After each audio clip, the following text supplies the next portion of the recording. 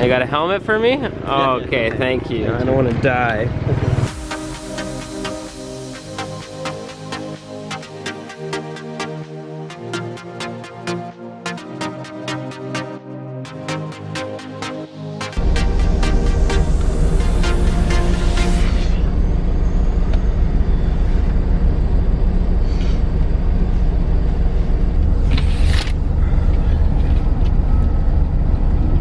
Just woke up on the sleeper bus. It's actually really nice. I had a really good sleep. I only had one guy that ended up staying with me, and it was like probably halfway into this 12-hour bus drive, and he was only here for like an hour or two, and then he left. So I basically had this big bed to myself.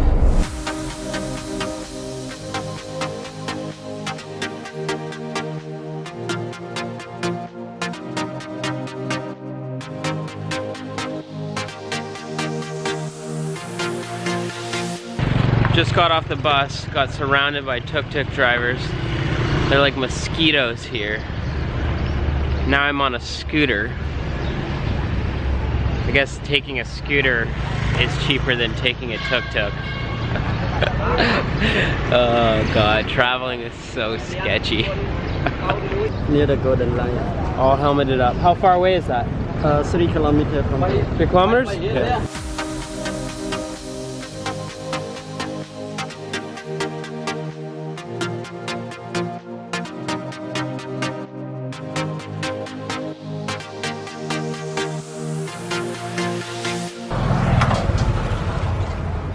Just checked into the Wonders Hostel here in Sihanoukville. Honestly, all these Wonders Hostels are just ridiculous. Every single one of them looks like a Malibu beach house. So last night, I hopped on the night bus.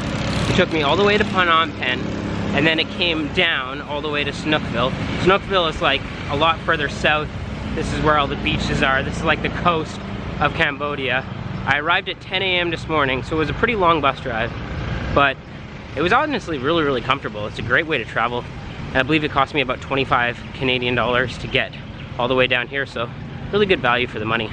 So I'm just walking along the beach like pathway here in Sihanoukville, and it's really, really pretty actually. There's like all these different shops that you can eat at. None of them are really open right now because it's too early. And then there's the beach. And yeah, it kind of reminds me of Phuket, but it doesn't smell like crap. And then there's not nearly as many people.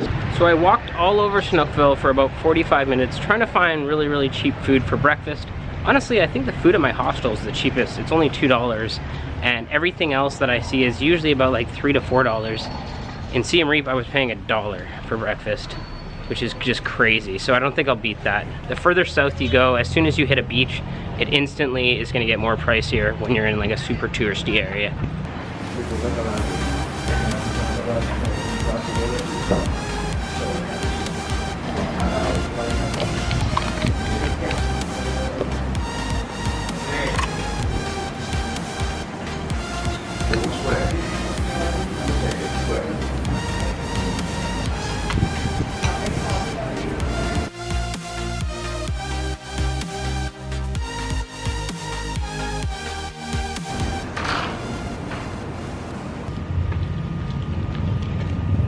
It is now 3 o'clock. Haven't got a ton done today. Just basically work, which is obviously something I don't want to put in the vlog because it's super boring. But now I'm out, gonna have some fun. Gonna go grab some food first, and then I'm gonna teach you something special that's gonna help you out a bunch. I was thinking about what can I teach you guys today? And I kind of like looked back and I thought, I'm gonna teach you guys something that I wish I was taught when I was 17 years old.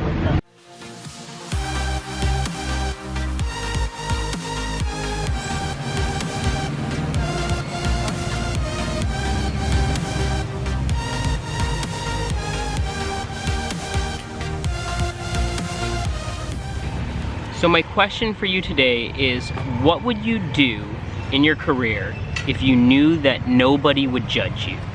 Now, when I make these vlogs, they're not meant to give you the answer to everything. I make them to make you think. When I was going through university, I had to pick what I wanted to do the rest of my life at 17 years old. You're forced to take all these tests and quizzes and assessments so that they could figure out what traits you possess, and then they could fit you like a puzzle piece into the world. Picking what you want to do at 17 years old sounds next to impossible. Like you don't even know who you are yet. Like you just learned to drive a car. What's up, man? Good, yeah. All right. Shit, you just went through puberty not that long ago. Hey, you guys feel like playing some baseball? Excuse me, I'm gonna go masturbate. And now the world wants you to select a career that you're supposed to do until you're 65? That's insane. Today, the average person changes jobs 10 to 15 times in his or her career. So if you're freaking out that you're not in the right career at this point in your life, it's okay. Literally all of us are going through the exact same thing as you right now. I feel like I selected a career in business at 17 years old because that's what I was supposed to do. That's what the world expected of me. In the town that I grew up in, if you didn't go off and get a post-secondary education after high school, you were basically deemed like a degenerate. At least it seemed that way. So what did I do? I stood in line like everyone else and I selected a career path at 17 years old. Even though I probably didn't know what I was doing, I went ahead and I did it anyway. So why did I pick to get into business? Well, I guess it was the easiest choice. There was a bunch of different avenues that I could take, and eventually, after 4 years of studying, I could specialize in something. But now I look back and I think, what would I do if I knew nobody in this entire world would judge me? What would I select to do the rest of my life? It totally changes everything, right? The very first thing that you think of when selecting a career is, what will my parents think of it? What will my friends think of it? And you're just thinking of all these different opinions from all these other people, and you want to please everyone as well as make yourself happy. So it's really, really tough. So what do? You settle. You pick the easiest path. Now this obviously isn't everyone. There's a lot of people out there that really do love their jobs. Studies show that 20% of people do like their jobs. They don't love it, they like it. I don't know how many people love their jobs. That's probably a very, very small amount. The other 80% though, don't like their jobs. And you think of all the people in this world, 80% of people not liking their jobs, that's a huge amount of people.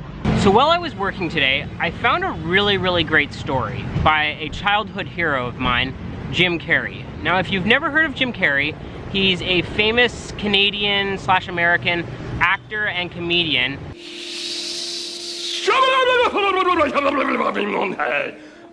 And he's hilarious, and this was just a story that I found about him online. I'm just gonna read it off my phone. My father could have been a great comedian, but he didn't believe that was possible for him. So he made a conservative choice, and instead he got a safe job as an accountant. And when I was 12 years old, he was let go from his safe job. And our family had to go do whatever we could to survive. I learned many great lessons from my father, not the least of which was that you can fail at what you don't want, so you might as well take a chance on doing what you love. That is a sweet story, and it's so freaking true. So what I want you to do right now, take out a pen and paper, or take out your phone, and I want you to write down everything that you love to do.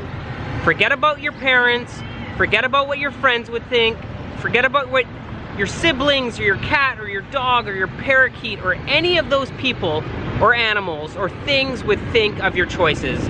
And I want you to just write down what you love to do. I want you to totally forget about the money you would make, the amount of time it would take to learn, the school you would go to, or any of that other crap that would stop you in your tracks from writing. And just write. Tomorrow, I'm gonna teach you what to do with all those things that you've written down and how you can very, very easily figure out whether one of those things is something that you wanna do the rest of your life. The sun is now down, and I wanted to go to a gym. I've been training in my hostels and stuff, and it's been great, but I just really, really miss the gym.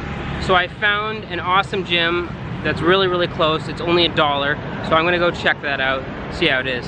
So I walked all over Sihanoukville trying to find this gym, and I'm 99% sure I walked into like this gang garage, or like mafia garage.